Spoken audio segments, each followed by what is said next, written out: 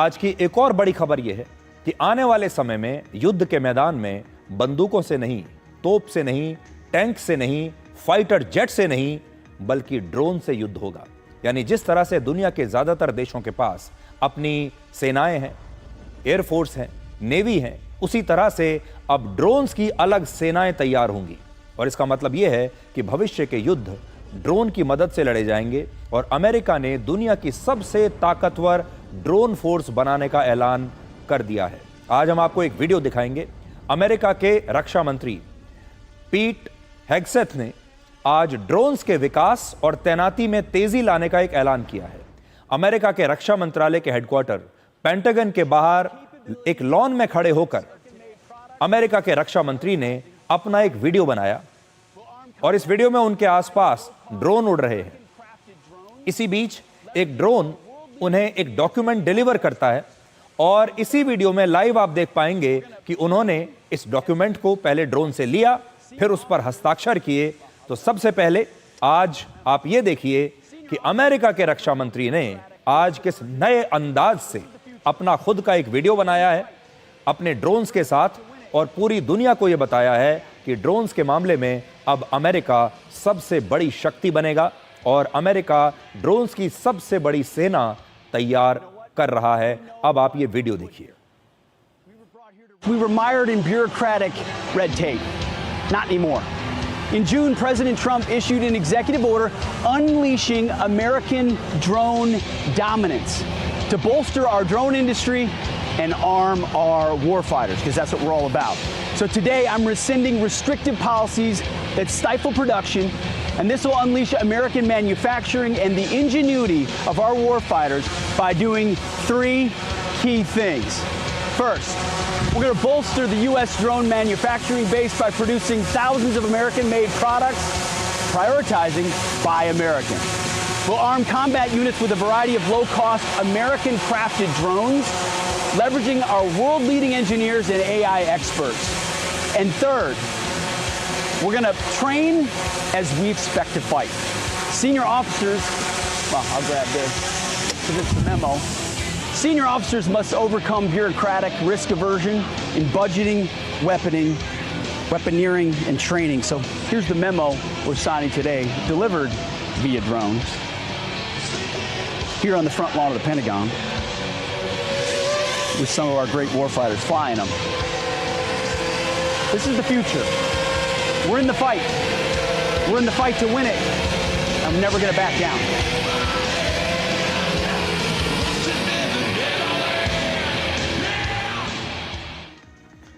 तो आपने इस वीडियो को देखा। इस वीडियो में आपको क्या खास लगा? ये अमेरिका के रक्षा मंत्री हैं जो इस वीडियो में आपको दिखाई दे रहे हैं। इससे पहले जो पारंपरिक राजनीति हुआ करती थी, पारंपरिक अंतर्राष्ट्रीय कूटनीति हुआ करती थी, बड़े बड़े देशों के रक्षा मंत्री हमेशा पर्दे के पीछे रह के काम किया करते थे। ज़्यादातर लोग ऐसे थे जो इंटरव्यू भी नहीं देते थे, कैमरे पर भी नहीं आते थे। बहुत ज़्यादा हुआ तो कभी कभार कोई बयान दे दिया, कभी कभार कोई टीवी का इंटरव्यू दे दिया। लेकिन अब ज़माना बदल चुका है।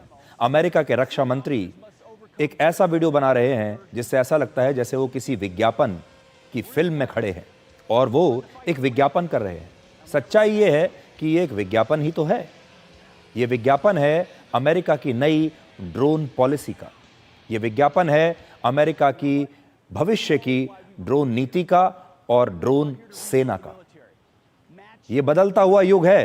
ये आप देखिए, रक्षा मंत्री को भी क्या क्या करना पड़ रहा है दुनिया को बताने के लिए कि वो अपनी नई ड्रोन नीति को लेकर कितने गंभीर हैं। और जो कुछ आपको इस वीडियो में होते हुए आज नजर आ रहा है, भविष्य में ये ड्रोन आपको हो सकता है अपने आसपास भी नजर आएंगे।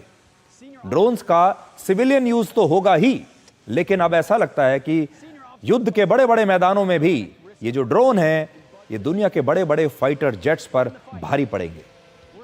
अमेरिका की इस नई ड्रोन पॉलिसी की दो बड़ी बातें हैं। पहली बात, अमेरिका ने वर्ष 2027 तक ड्रोन्स के मामले में एक सुपर पावर बनने का अपना लक्ष्य रखा है। अमेरिका हथियारों के मामले में तो पहले ही दुनिया का सबसे ताकतवर देश है और अब वो ड्रोन्स के मामले में भी नंबर 1 बनेगा। दूसरा, 1 सितंबर 2025 तक अमेरिका की आर्मी, एयरफोर्स और नेवी और वहां की मरीन कोर को अपनी एक एक ड्रोन यूनिट बनानी होगी। यानी अमेरिका की हर एक सेना अब ड्रोन्स की मदद से निगरानी भी करेगी और युद्ध भी करेगी, और हर सेना के साथ एक ड्रोन्स की अलग सेना लगाई जाएगी।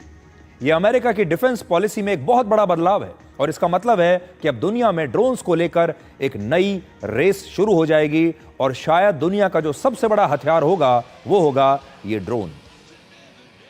आप ये भी कह सकते हैं कि ड्रोन आधुनिक युद्ध के टिकटॉक स्टार हैं, और टिकटॉक स्टार मैं इसलिए कह रहा हूं कि इससे पहले सिर्फ बड़े पर्दे पर सुपरस्टार बना करते थे, लेकिन फिर टिकटॉक आया, सोशल मीडिया आया, और आज जिस प्रकार से सोशल मीडिया पर, टिकटॉक पर बहुत ही कम लागत के साथ जो नए टैलेंटेड लोग हैं वो भी स्टार बन रहे हैं, ये जो ड्रोन है ये भी ऐसा ही है।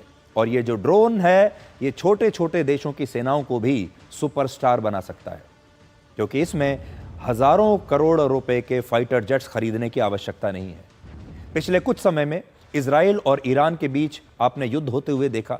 इससे पहले इजराइल ने गाजा पर हमला किया, और इस दौरान आप एक शब्द लगातार सुन रहे हैं, चाहे वो इजराइल के बारे में, ईरान के बारे में हो, रशिया यूक्रेन के बारे में हो, भारत और पाकिस्तान के बीच जब ऑपरेशन सिंदूर हुआ तब हो, लगातार हर युद्ध में एक चीज सामने निकल कर आती है, और वो है ड्रोन।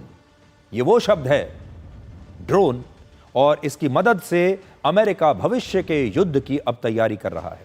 इसी हफ्ते रशिया ने भी यूक्रेन पर 728 ड्रोन्स की मदद से अब तक का सबसे बड़ा हमला किया, और मिलिट्री एक्सपर्ट्स कहते हैं कि भविष्य के युद्ध मैदान पर नहीं बल्कि ड्रोन्स के जरिए हवा में लड़े जाएंगे।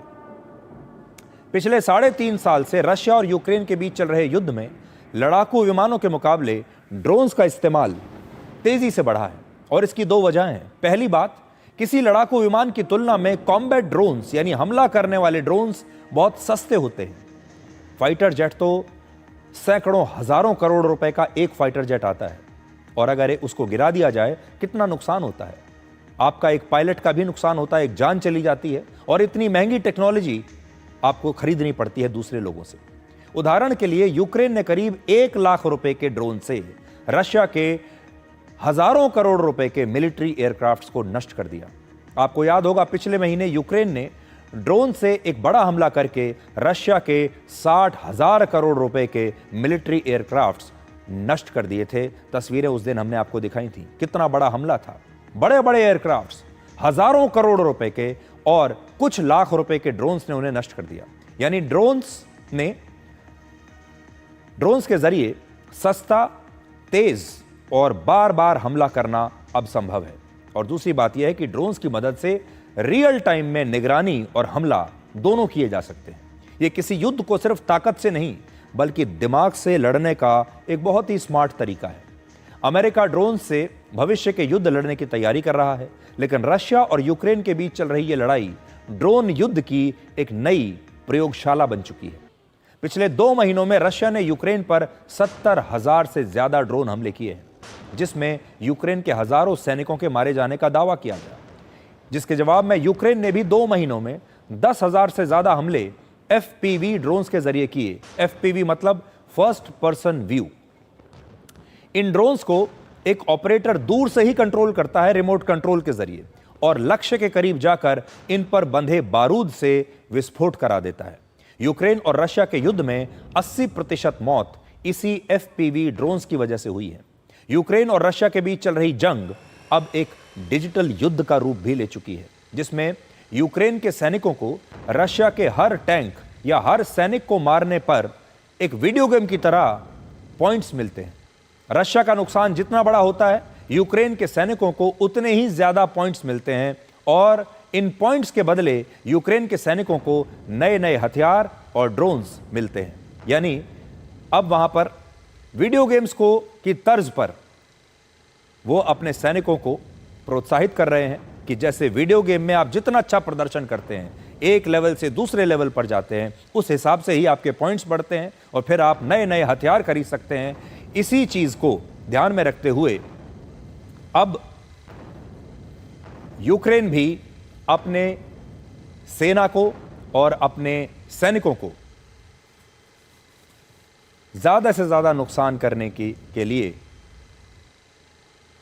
ये एक्स्ट्रा इंसेंटिव दे रहा है। ड्रोन नए ज़माने के ताकतवर हथियारों में से एक है। इन्हें टेक ऑफ या लैंड करने के लिए किसी एयरबेस की आवश्यकता नहीं होती, जो कि एक फाइटर जेट को होती है।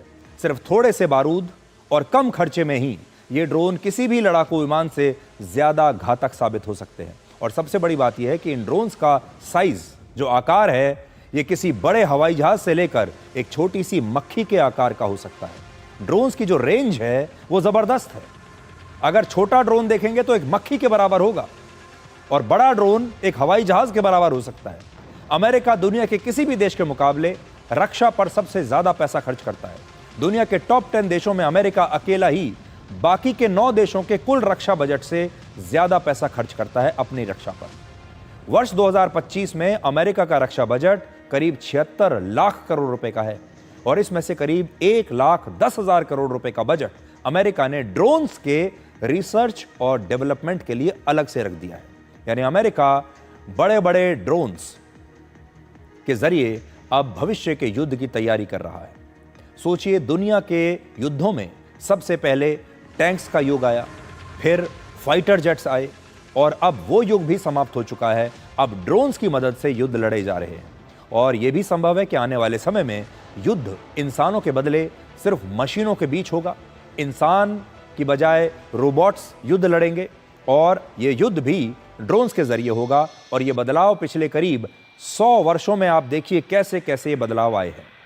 वर्ष 1917 में पहले विश्व युद्ध के दौरान ब्रिटेन ने दुनिया के सबसे पहले मिलिट्री ड्रोन का परीक्षण किया था और इस मिलिट्री ड्रोन का नाम था एरियल टारगेट। इसके बाद वर्ष 1918 में, अगले ही साल, अमेरिका ने दुनिया का पहला फ्लाइंग बॉम्ब बनाया और इसे नाम दिया केटरिंग बग। हालांकि इन दोनों को ही पहले विश्व युद्ध में इस्तेमाल नहीं किया गया और इन्हें आज आप ड्रोन्स का पूर्वज कह सकते हैं। तो ड्रोन्स पर काम तो उसी जमाने से चल रहा है। ड्रोन एक ऐसा हथियार है जिसने बड़े और छोटे देशों को आज बराबरी पर ला दिया और इसीलिए मैंने आपसे कहा कि ड्रोन जो है वो एक टिकटॉक स्टार की तरह है।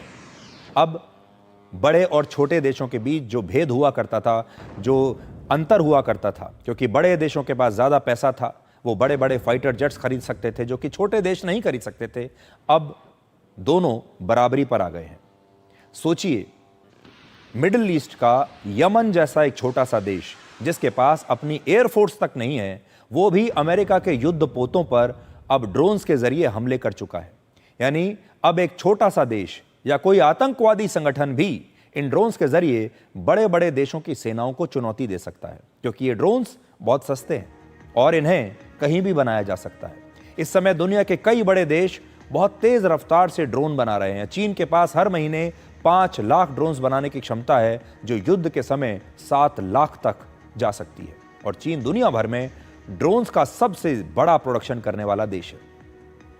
रशिया ने वर्ष 2025 में 40 लाख ड्रोन बनाने का लक्ष्य रखा है और रशिया के हमलों का जवाब देने के लिए यूक्रेन ने भी इस साल 45 लाख ड्रोन बनाने की तैयारी की है। सोचिए, यूक्रेन में हर दिन 12,000 से ज्यादा ड्रोन्स बनाए जा रहे हैं। तो आप सोचिए। और ऑपरेशन सिंदूर के दौरान भारत ने भी कई प्रकार के ड्रोन्स का इस्तेमाल किया था और आपको याद होगा, ऑपरेशन सिंदूर के दौरान आपको ड्रोन्स की कितनी सारी तस्वीरें देखने को मिली। पाकिस्तान की तरफ से भी हमारे यहाँ ड्रोन्स आ रहे थे और हमने भी ड्रोन्स का इस्तेमाल किया। लेकिन अगले कुछ वर्षों में भारत के पास और भी कई खतरनाक ड्रोन्स आ जाएंगे। इस समय देश में ही निगरानी और हमला करने वाले ड्रोन्स के साथ एक झुंड में हमला करने वाले स्वॉर्म ड्रोन और दुश्मनों पर सुइसाइड अटैक करने वाले ड्रोन्स भी बन रहे हैं। और सरकार ने वर्ष 2030 तक भारत को दुनिया के लिए एक ड्रोन हब बनाने का लक्ष्य रखा है। और अगर हम भारत को एक ड्रोन हब बनाने में कामयाब हो गए तो 5 साल के बाद दुनिया के 12% ड्रोन्स हमारे अपने देश भारत में ही बनेंगे और भारत दुनिया भर में ड्रोन्स का सबसे बड़ा केंद्र बन जाएगा। तो आज हमने आपको ये दिखाया है कि आने वाला जो समय है, भविष्य जो है, वो फाइटर जेट्स का नहीं है। लोग ज़रूर 5th जनरेशन फाइटर जेट की बात कर रहे हैं, लेकिन ड्रोन्स की टेक्नोलॉजी जिस तेज़ी के साथ विकसित हो रही है, हो सकता है भविष्य के जो युद्ध हैं वो ड्रोन्स के जरिए लड़े जाएंगे।